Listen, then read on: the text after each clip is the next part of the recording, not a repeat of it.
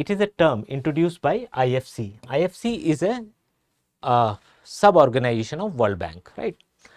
So it was introduced by International Finance Corporation to reflect India's cultural identity, right? And what is the objective of masala bonds?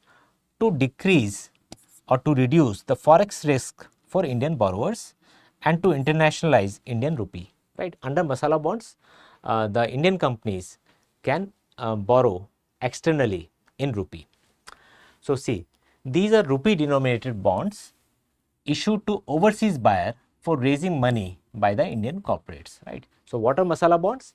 These are rupee denominated bonds. So very important is these are rupee denominated and they are issued to overseas buyers for raising money by the Indian corporates, right? So that is masala bonds. Next, the currency exchange rates, because if Indian corporates are say borrowing in dollars and you know that the exchange rate fluctuates, so and if the rupee depreciates, then they will have to pay more dollars as repayment once the loan tenure is over. But in case of rupee, their exchange rate risk is reduced. So that is why they prefer it.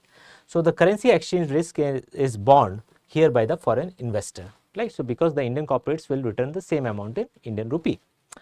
Now it protects the Indian borrower from rupee depreciation volatility. So that is the highlight of these masala bonds. These are rupee denominated bonds issued to overseas buyer for raising money by Indian corporates, and the risk is borne by the foreign investor, right? Foreign creditor. So it protects the Indian borrowers, and the first masala bonds were issued by IFC, International Finance Corporation, in November 2014. So this year also we should remember, and IFC was the first to issue the masala bonds in London Stock Exchange, right? It was issued in London Stock Exchange, masala bonds. So this is important, and there are some other bonds which can be asked maybe as a matching question.